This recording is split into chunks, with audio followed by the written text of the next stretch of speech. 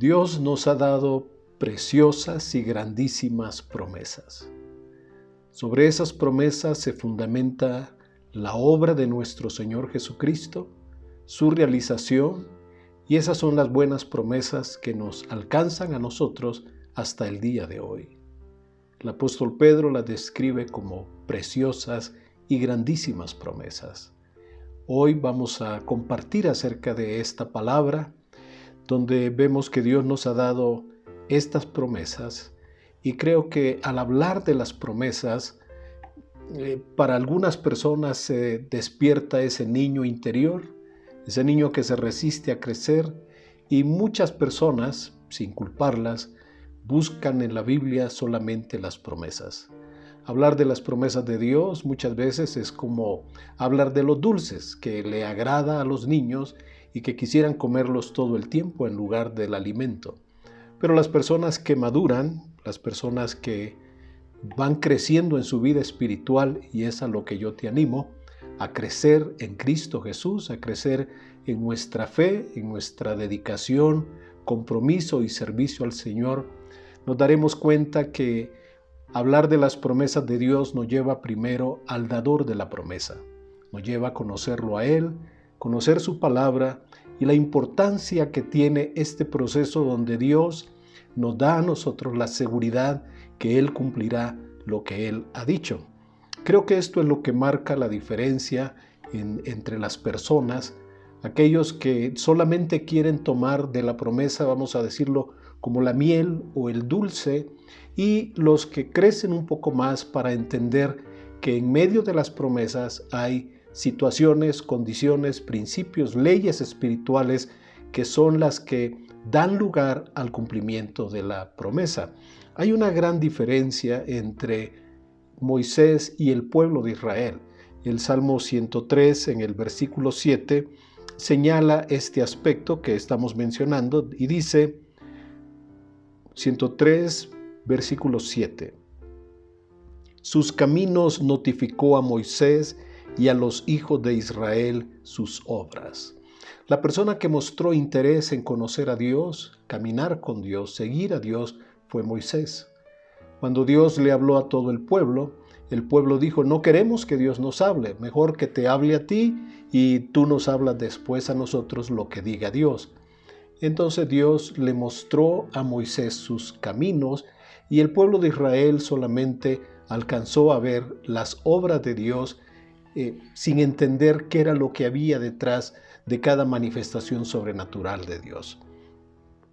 Quiero aclarar que mi deseo y mi labor, mi tarea, es llevarte a las Escrituras, enseñar las Escrituras, señalar de alguna manera el camino de la voluntad de Dios para nuestras vidas, dar instrucción y consejo en cuanto al propósito de Dios que está revelado en las Escrituras. Es mi tarea orar que Dios bendiga tu vida en todos los aspectos, no solamente espirituales, sino también materiales. Estás en mi oración constante de día y de noche, clamando a Dios que Él cumpla su buena voluntad en tu vida, y por eso contribuye mi labor enseñando la palabra del Señor para que tú tengas elementos que te ayuden a determinar en tu vida qué es lo mejor en esa voluntad perfecta que Dios tiene para todos sus hijos. Y hasta donde tú me lo permitas, estoy para caminar contigo, acompañarte en los procesos de vida donde Dios está obrando en nuestras vidas, y Dios a través de su palabra y por su Espíritu está estableciendo lo que es el reino de Dios, cambiando nuestra vida y estableciendo lo que es eterno. Así que para empezar vamos a ver una escritura. Vamos a ir un poquito despacio al principio para ver cómo en la segunda carta del apóstol Pedro, en los primeros 5 versículos, es donde vamos a fundamentar hoy nuestra enseñanza acerca de las promesas de Dios. La lectura, empezando en el versículo 1, dice de esta manera: Simón Pedro, siervo y apóstol de Jesucristo, a los que habéis alcanzado, por la justicia de nuestro Dios y Salvador Jesucristo, una fe igualmente preciosa que la nuestra. Así que en el inicio de la enseñanza, el apóstol Pedro va a señalar varias cosas que son importantes y que son el fundamento de todo en el contexto de la palabra, de lo que hablamos al final sobre las promesas. Así que lo primero que menciona el apóstol Pedro es una fe, no solamente una fe sencilla, es una fe preciosa. Cuando la Escritura habla de algo precioso, es de suma importancia y de mucho valor. Lo segundo que menciona el apóstol es un conocimiento personal que solamente se puede dar a través de una experiencia muy propia viviendo delante del Señor, no de oídas como dijo Job. Por eso el versículo 2 dice de esta manera: gracia y paz os sean multiplicadas en el conocimiento de Dios y de nuestro Señor Jesús. La Biblia apunta a que cada uno de nosotros podamos conocer de una manera personal a nuestro Dios y Salvador Jesucristo. Número 3, él menciona la necesidad y la urgencia en el conocimiento de nuestro Señor. Dice el versículo 3, como todas las cosas que pertenecen a la vida y a la piedad nos han sido dadas por su divino poder, mediante el conocimiento de aquel que nos llamó por su gloria y excelencia. Tenemos necesidad de conocer al Señor de una manera profunda. No nos conformemos con escuchar de Él. Debemos vivirlo y experimentarlo de una manera tan profunda que transforme todos los aspectos de nuestra vida. No nos quedemos en el hecho solamente de saber algunas cosas acerca de Dios o de lo que dice la Biblia. Oro que nuestra experiencia sea una vida donde experimentamos día a día la gracia de nuestro Señor, el poder de su Espíritu Santo y la obra de su palabra en nuestros corazones. La cuarta cosa que vemos es la cualidad de las promesas. Él nos explica que son preciosas, quiere decir sobre todas las cosas, y que son grandísimas, igual, sobre todas las cosas que tú conozcas o que tú te puedas imaginar. Si hablaras de riqueza, si te imaginas la riqueza en efectivo, en dinero, en joyas, en lo que tú gustes, las palabras del Señor, las promesas de Él son preciosas y grandísimas sobre todas las cosas. Y dice el versículo 4, por medio de las cuales, estaba hablando de la gloria y excelencia de nuestro Señor, por medio de las cuales nos ha dado preciosas y grandísimas promesas. Se ha mostrado magnánimo nuestro Señor, dándonos como su familia, como sus hijos, su palabra como una promesa que será para siempre hasta el cumplimiento de su buena y perfecta voluntad. El número 5 es señalar el propósito de esas promesas. Nosotros pensamos, dije hace un momento, que si la Biblia habla acerca de las promesas, nosotros podríamos pensar que es todo lo bueno que Dios me va a dar a mí y que yo quiero tener. Pero sin embargo, Pedro es muy claro para puntualizar, para enfatizar el propósito de las promesas. Por eso el siguiente versículo dice, para que por ellas llegaseis a ser participantes de la naturaleza divina, habiendo huido de la corrupción que hay en el mundo a causa de la concupiscencia. Así que nos está enseñando, aclarando, explicando el propósito de las promesas.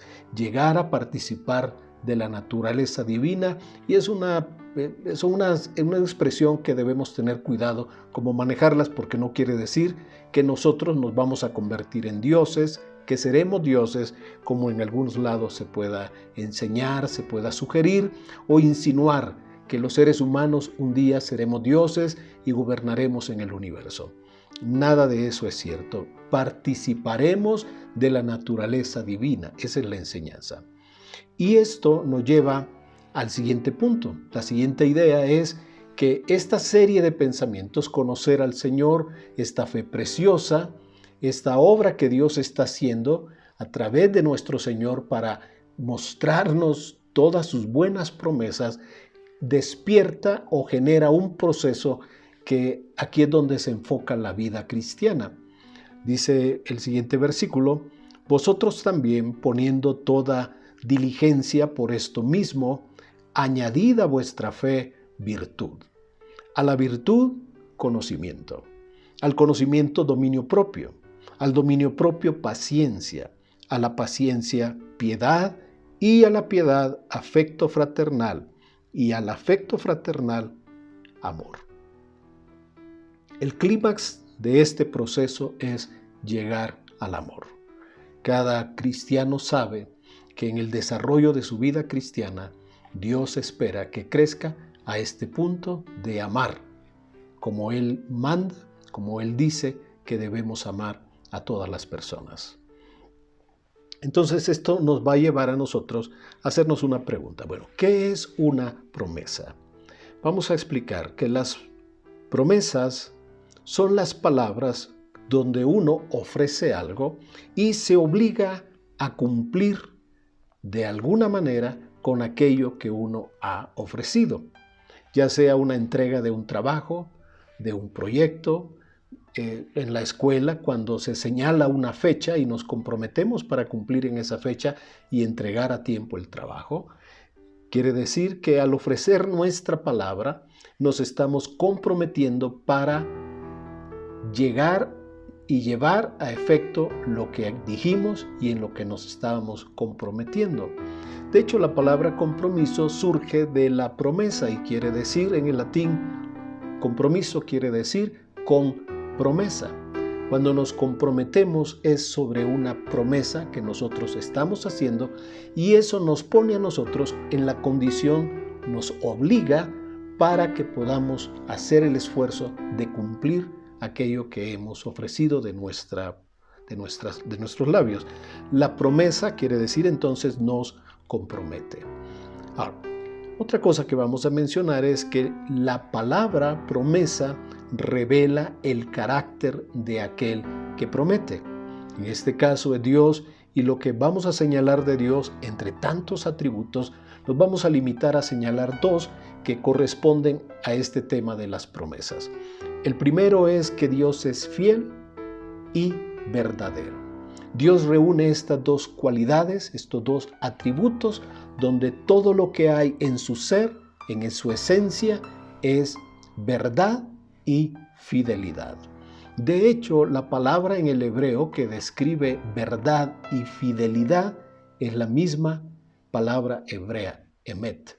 Y esa es la que nos lleva a nosotros, en el contexto de las Escrituras, algunas veces se traduce como verdad y otras veces se traduce como fidelidad, pero están entrelazadas básicamente en la misma raíz para hablar del carácter de Dios, que es verdadero, que no miente, que no va a engañar, y de la fidelidad como esa capacidad o ese poder que tiene Dios para cumplir lo que Él ha prometido. Por eso en Isaías 55 se menciona que la palabra de Dios nunca volverá vacía.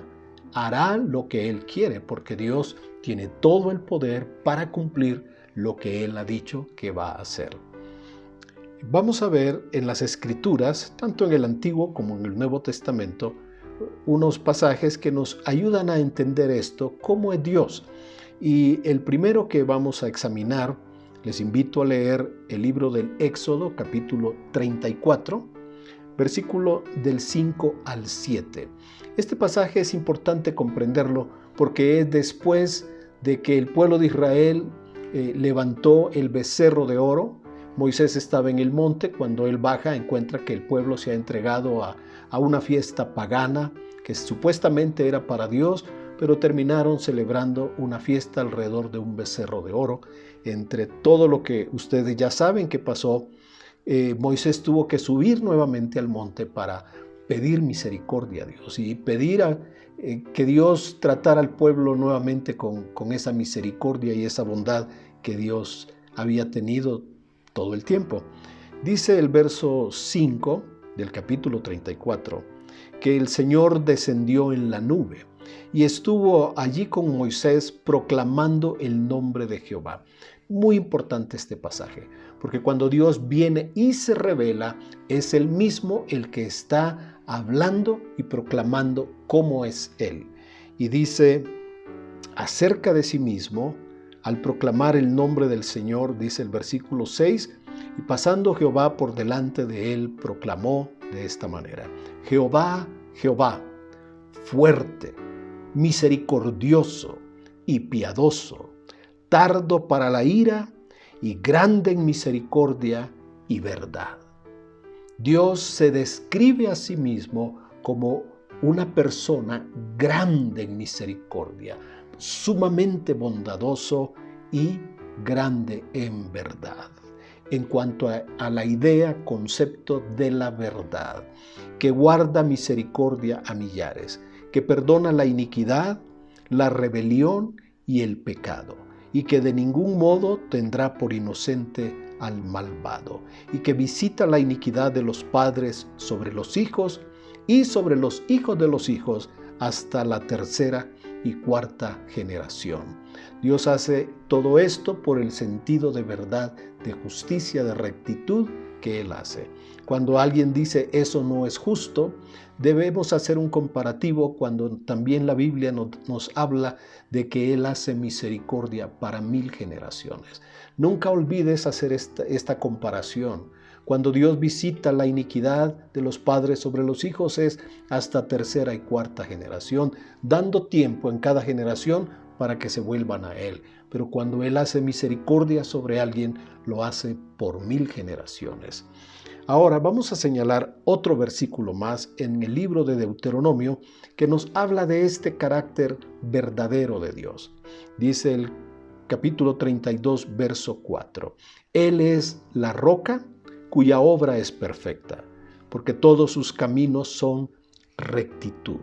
Dios de verdad y sin ninguna iniquidad en Él, es justo y recto.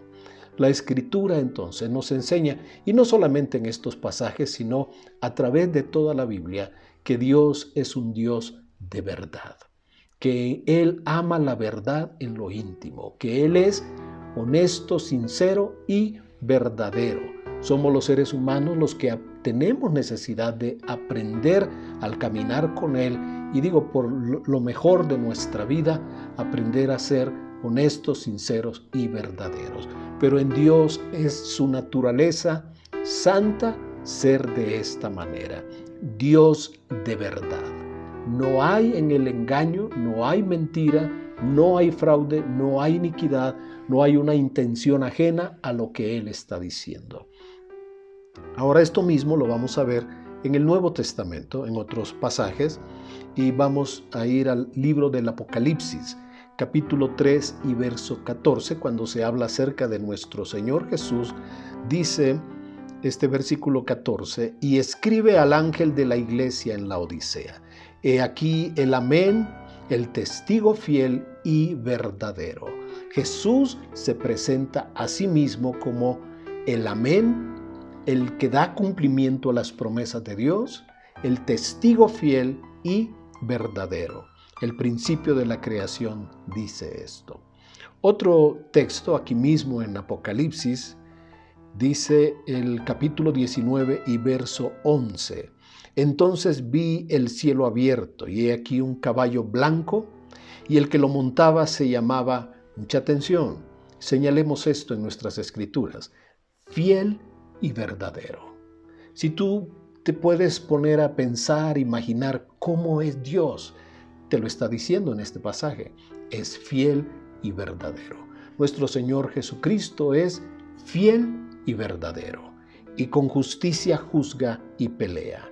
Así que, como lo está mencionando, y el que lo montaba se llama fiel y verdadero. Son nombre y título que se le da al Señor Jesucristo en el libro de Apocalipsis. Él es fiel y verdadero. Considera esto en cada uno de los aspectos de tu vida, que amas y debes aprender a amar y a confiar en el Señor porque Él es fiel y verdadero. Un texto más Creo que en algún momento hemos llegado ahí por necesidad, por las circunstancias que sea, por el estudio, pero especialmente cuando hablamos del perdón de los pecados. En la carta de Juan, la primera carta, capítulo 1 y verso 9, el apóstol dice de esta manera, que si nosotros confesamos nuestros pecados delante del Señor, atención a esto, porque creo que ahora le podemos hallar mayor sentido a la expresión que sigue. Él menciona y dice, Él es fiel y justo para perdonar nuestros pecados y limpiarnos de toda maldad. Al venir al Señor y confesar nuestros pecados, que Él ya lo sabe, ¿por qué los confesamos entonces? Bueno, nosotros necesitamos reconocer lo que hemos hecho mal delante del Señor y por eso necesitamos venir a Él para hacer una confesión de honestidad, de reconocimiento, de cuánto nos apartamos de su voluntad, de cuánto nos desviamos de su voluntad, cuánto hicimos malo para venir a Él y pedir el perdón, reconociendo nuestra iniquidad, nuestra maldad o nuestro pecado, nuestra desobediencia o rebelión. Dice que Él es fiel. Él es fiel y además es justo, porque Él llevó nuestros pecados, pagó por nuestros pecados, por eso puede darnos a nosotros el perdón de nuestros pecados.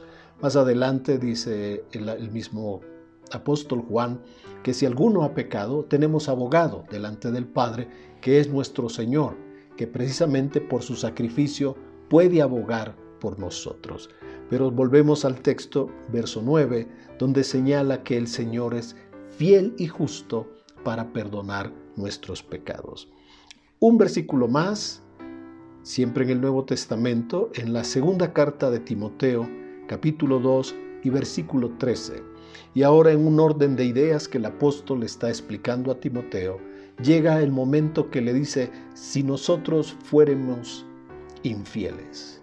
Ante esa posibilidad que el ser humano se mostrara infiel ante el Señor, el apóstol enfatiza, Él permanece fiel. Él no puede negarse a sí mismo.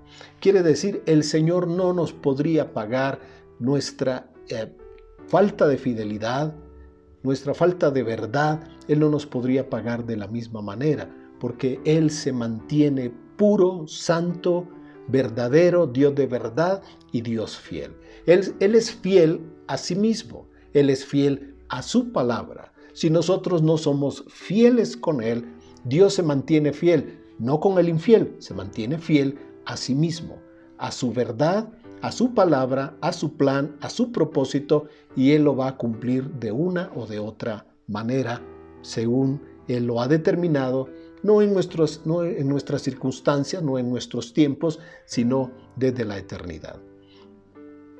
Otra cosa que vamos a ver ahora es que la promesa que hace Dios le añade a la palabra, porque ya la palabra sería suficiente, pero Dios hace promesa con juramento. Quiere decir que Dios lleva su palabra a otro nivel. Y para eso vamos a ir al libro de Hebreos, al capítulo 6 y el versículo 13. Dice, nos está recordando el evento de Dios con Abraham. Por eso Abraham es un hombre importante a través de toda la Biblia. En los tratos de Dios con Abraham están para nuestra enseñanza y para que nosotros tomemos la riqueza de aquellos eventos para comprender todo lo que Dios ha hecho a nuestro favor.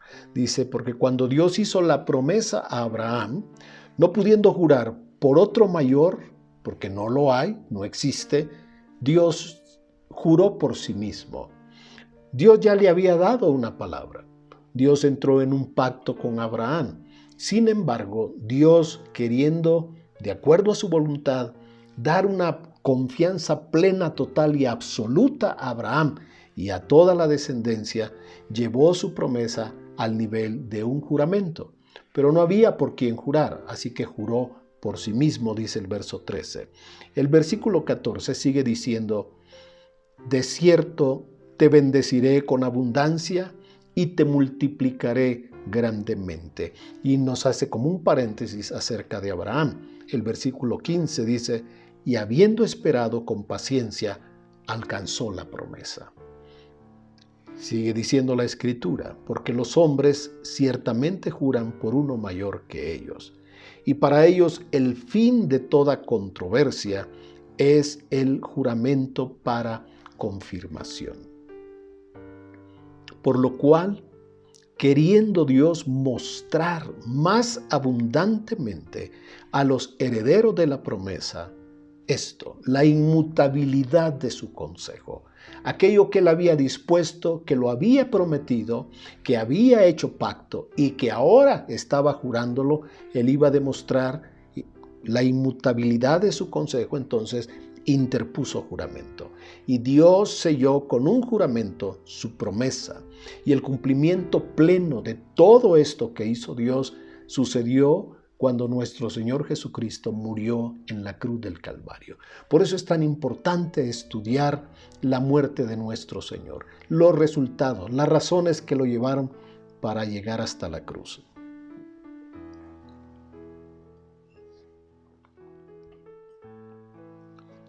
Ahora, la palabra y el juramento tenían la intención, Dios, de darnos una completa seguridad, una garantía total y absoluta. Cuando nosotros compramos un aparato, normalmente vienen en las cajas, vienen pólizas de garantía y nosotros pensamos de buena fe que las empresas se van a hacer responsables por la calidad o la garantía de sus productos. A veces llevamos un desengaño, pero el hecho es que Dios, dando la promesa y haciendo juramento, dice el versículo 18 de este capítulo 6 de Hebreos, para que por dos cosas inmutables, en las cuales es imposible que Dios mienta, tengamos un fortísimo consuelo los que hemos acudido para asirnos de la esperanza puesta delante de nosotros. Dios quería darnos una completa, total, absoluta seguridad para que nosotros tengamos confianza y podamos descansar en Él. Lo que Él ha prometido, Él lo va a cumplir. Ahora, esto nos lleva a nosotros ahora a considerar el propósito de las promesas. Dios nos está diciendo que nos ha dado preciosas promesas, que son hermosas, que son preciosas sobre todo lo que nosotros podamos conocer, pero que precisamente esas promesas Dios las estableció sobre una base de juramento. Dios añadió valor a su palabra. Digo, cuando la palabra del Señor es dada, es suficiente para que nosotros la podamos creer. Pero no solamente quería Dios dejarnos con ese pensamiento, con esa palabra, sino que nos quería llevar a un terreno donde tuviéramos nosotros la plena, total, absoluta garantía que Él iba a cumplir. Así que Dios hizo juramento. Y ese juramento y toda esta obra de Dios fue sellada el día que Jesús murió en la cruz del Calvario. Ahora, el punto que sigue es el propósito de sus promesas y eso nos lleva nuevamente a Pedro, al versículo 4 del capítulo 1, segunda carta de Pedro, por medio de las cuales Dios nos ha dado preciosas y grandísimas promesas, para que por ellas, esta es la razón, llegaseis a ser participantes de la naturaleza divina, habiendo huido de la corrupción que hay en el mundo a causa de la concupiscencia. Vivimos en un mundo donde hay corrupción. El pecado, la concupiscencia, atrapa a los seres humanos y se generan procesos de corrupción, procesos de deterioro moral, espiritual, en todos los sentidos. Pero Dios llama a sus hijos para que participen con Él. Ahora, lo que nos está diciendo Pedro es que estas promesas de Dios son para que nosotros participemos de la naturaleza divina. Aclaré antes que esto no quiere decir que nosotros entramos en un proceso espiritual y nos vamos a convertir en dioses, que o vamos a pasar por un proceso de evolución continua, muchas vidas, y que un día despertaremos y seremos dioses en un universo paralelo o lejano al que nosotros conocemos. Pues bien, lo que nos está diciendo es que podríamos participar de su naturaleza. Así que voy a señalar dos cosas. Lo primero es recordar que Dios es amor y que el desarrollo del proceso de vida cristiana, al decir que añadamos a nuestra fe conocimiento y que al conocimiento le añadamos disciplina, el ejercicio, la paciencia y todas esas cualidades que mencionaba o que menciona después el apóstol Pedro, nos está llevando al clímax que es conocer el amor. Eso nos dice vamos a utilizar ahora la primera carta de Juan, capítulo 4, versículo 8, porque nos va a venir en este momento para aclarar el punto. A través del proceso, Dios nos ha dado promesas para que participemos de naturaleza divina, huyendo de la corrupción y entrando en un proceso de crecimiento de nuestra fe, de nuestra paciencia, de nuestras cualidades y virtudes cristianas para que lleguemos al amor. Pues bien, ¿por qué Dios nos está indicando ese camino? Primera de Juan 4:8 nos dice: el que no ama no ha conocido a Dios, por esta simple y sencilla razón, porque Dios es amor. Así que cuando Dios quiere que nosotros crezcamos en el amor es porque Él es amor. Y dice que nos va a llevar a la piedad, al afecto fraternal, y el afecto fraternal nos lleva al amor. El amor es la culminación, esa realización plena de nuestra vida cristiana, cuando aprendemos a amar a todas las personas como Dios quiere, como Dios manda, no con ese sello personal de iniquidad que todos nosotros ponemos, que decimos, bueno, yo sí amo a las personas, pero yo tengo mi carácter, yo tengo mi modo de ser, yo hago mi mejor esfuerzo, pero miren, yo por la buena soy bueno, pero por la mala, ahí sí que me van a hallar, por la mala sí me van a encontrar, me van a conocer, porque también, porque yo así soy. Pero estamos hablando de un proceso donde la palabra y el Espíritu Santo transforman nuestros corazones y renuevan nuestra mente, renuevan nuestra vida para entender que la meta de nuestra vida es crecer, madurar, ser transformados a la imagen de Jesús, y que en este proceso apuntamos a desarrollar en nuestra vida, a crecer en el amor y a reflejar en este mundo el amor de nuestro Dios, para que el mundo pueda ver que nosotros somos personas que hemos nacido de nuevo y que tenemos en nuestros corazones un amor que no viene del mundo. Porque el amor que el mundo conoce es un amor egoísta, es un amor dominante, es un amor manipulador y es un sentimiento muy egoísta que la gente lo quiere confundir con el amor que viene de Dios. El amor que viene de Dios básicamente lo podemos ver reflejado en la carta del apóstol Pablo a los Corintios capítulo 13. Esa clase de amor es el que Dios habla, que nosotros estamos aprendiendo a desarrollar en nuestra vida y que con humildad debemos aceptar que esas son las condiciones del verdadero amor y no un amor a nuestra manera o a nuestro estilo. Cuando el amor degrada a las personas, las manipula, las controla, las humilla, las avergüenza, eso por supuesto que no es amor. Y todos nosotros debemos aprender a crecer en un amor que ama sirviendo, que ama apoyando, que ama dando respeto a las personas que decimos que amamos. Así que nos sirve este versículo para recordar: el que no ama no ha conocido a Dios. ¿Por qué? Porque Dios es amor. El amor nos enfoca en lo que realmente es lo principal de la vida. Cuando nos está llevando por este camino y nos dice que Dios nos ha dado promesas para que participemos de cómo es Dios, pues cómo es Él. Primero vimos que es amor. Y cuando enfocamos nuestra vida en esta idea, en este concepto, nos vamos a enfocar en lo que realmente es importante y en lo principal. Entre tantos mandamientos de la ley, en una ocasión le preguntaron a Jesús cuál era el principal mandamiento. Y nos sirve Marcos, porque Marcos en el capítulo 12, verso 30, registra la respuesta del Señor que dice: y amarás al Señor tu Dios con todo tu corazón, y con toda tu alma, y con toda tu mente, y con todas tus fuerzas. Este es el principal mandamiento. Este es el principal mandamiento: amar al Señor, corresponder al amor que Él ha tenido para nosotros, ese amor eterno que Él tuvo desde siempre para nuestra vida, responder a el sacrificio que Él hizo por nosotros en la cruz del Calvario. Así que enfocarnos en el amor nos enfoca en lo que realmente es importante. Lo que sigue ahora es otra idea acerca de participar de la naturaleza de Dios, y es de un aspecto que está a través de toda la Biblia. Cada vez que encontramos en la Biblia habrá una referencia que nos lleva a pensar en la santidad.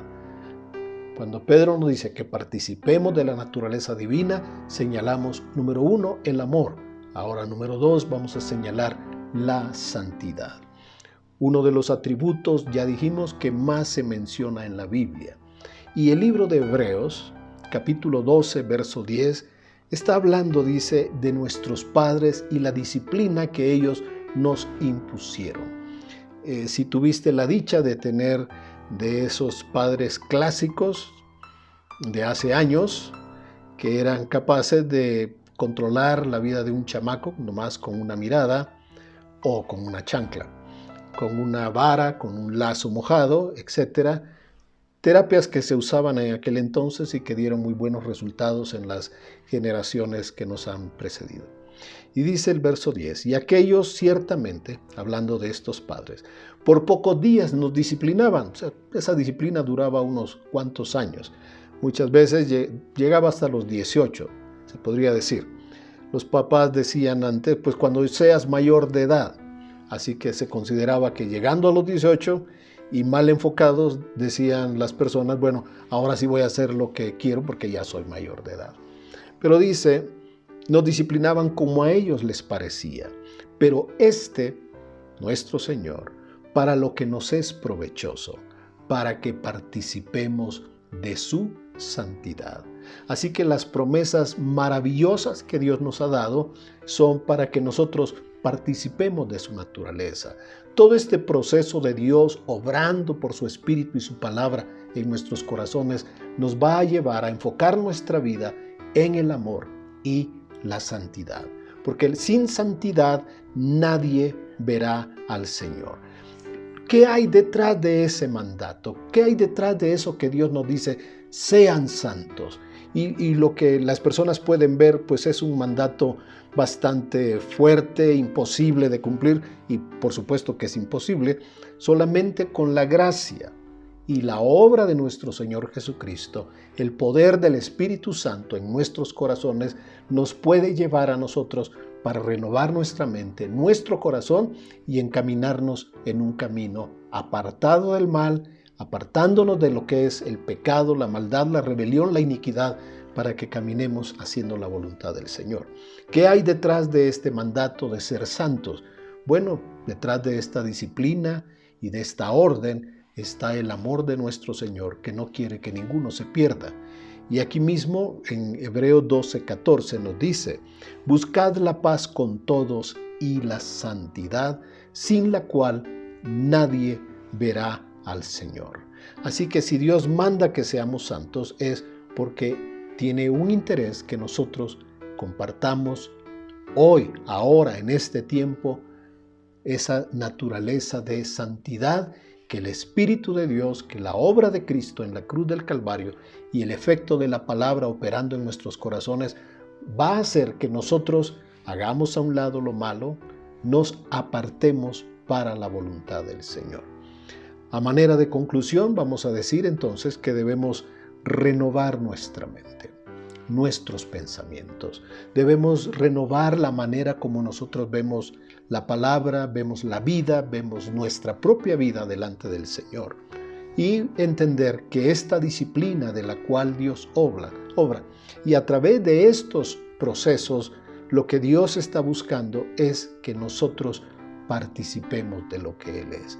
Que seamos personas donde el amor puede fluir y la santidad puede ser una forma de vida. No una forma de vida religiosa, porque no queremos agradar a las personas y no vamos a adoptar formas que agraden a las demás personas. No queremos impresionar a nadie, queremos agradar a Dios, agradar su corazón en respuesta a lo que Él ha hecho por nosotros en la cruz del Calvario. No es con nuestras propias fuerzas, es permitiendo que Cristo gobierne nuestra vida a través de su palabra y a través de su Espíritu Santo. Ahora, la tendencia normal al hablar de disciplina es evitarla, sacarle la vuelta, se dice, buscar una manera en que pareciendo espirituales, el resultado final es que hacemos nuestra voluntad. Pero debemos hacernos una pregunta: ¿somos más listos que Dios? ¿Somos más astutos que Él? ¿Le ganaremos a Él? ¿Lo podríamos llevar a un terreno donde Él se enrede en nuestra vida y al final diga, bueno, no está bien, lo que has hecho está bien. Sí, te comprendo, te entiendo. Ese no es el caso. La verdad es que no somos más listos que Dios. Y aún a los sabios el Señor confunde en la vanidad de su pensamiento. Aceptemos entonces con gusto la disciplina de su palabra y la obra de su Espíritu Santo. Aceptemos que Dios es más sabio y que sus caminos son mejores que los nuestros. Entonces, recordemos, Dios es fiel y es verdadero. En Él no hay mentira, no hay engaño, no hay falsedad, no hay otra motivación que el llevarnos a participar de Él. Su palabra es suficiente. Sin embargo, Dios hizo juramento sobre su palabra y selló el juramento con la muerte de nuestro Señor Jesucristo. Así que Dios ha establecido palabras de vida eterna para todos los que le aman y creen en Él a través de la muerte de nuestro Señor.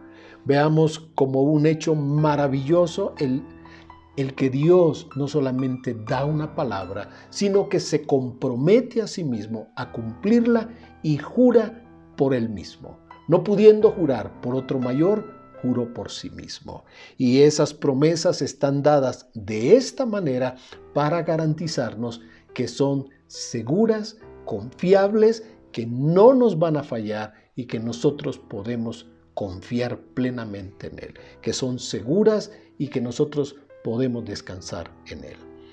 Hay en esta obra, una garantía divina, digamos. Podemos llegar ante Él, poner nuestra vida en sus manos y estar seguros que Dios hará lo mejor, lo bueno que Él tiene para cada uno de nosotros.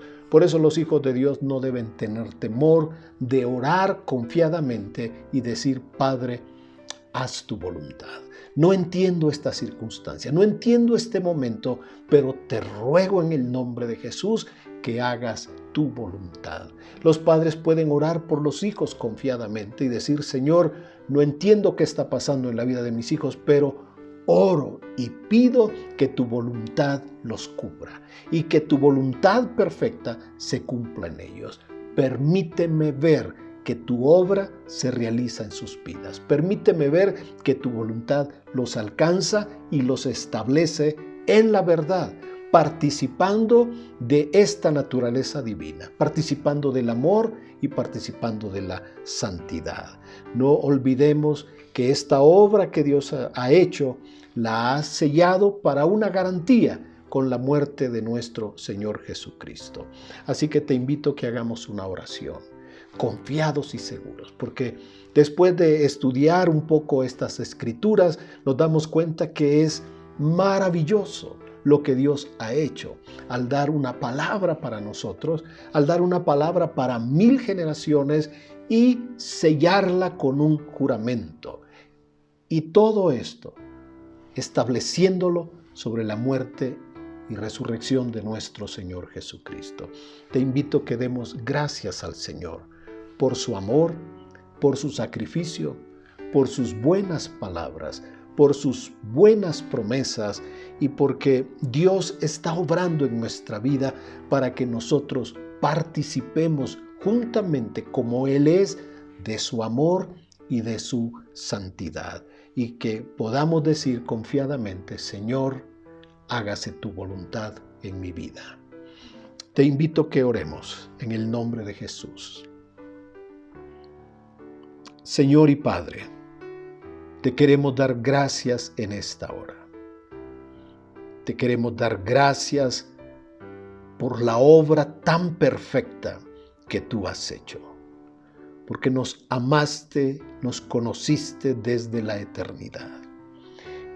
Y al dar tu vida por nosotros en la cruz del Calvario, era para rescatarnos del pecado, de la maldad, de la rebelión, de la transgresión, de la iniquidad, y darnos lugar en tu mesa, asegurar nuestro destino por la eternidad a través de la sangre derramada en la cruz del Calvario.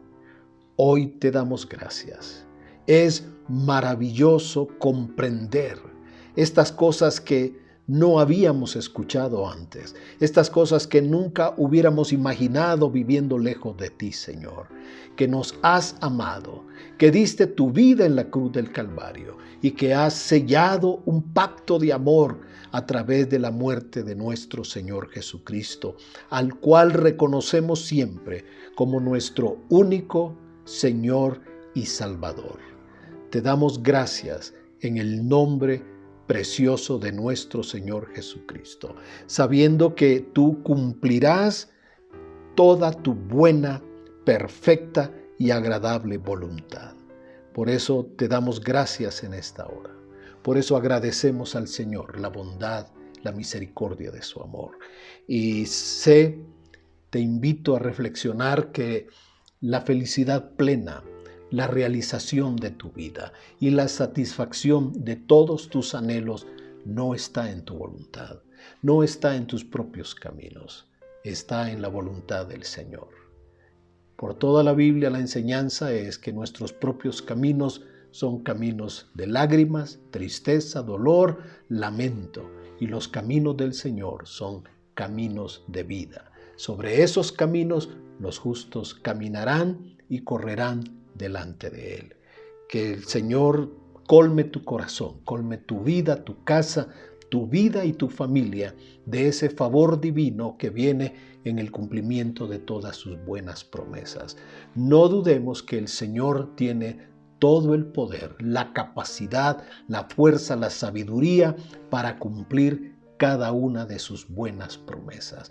Por eso confiemos en esa misericordia que nos levanta cada mañana y en esa fidelidad que nos cubre a través del día para llegar la noche y darnos cuenta que nuestra vida está guardada en el hueco de su mano, que caminamos cada día entre su misericordia y su fidelidad.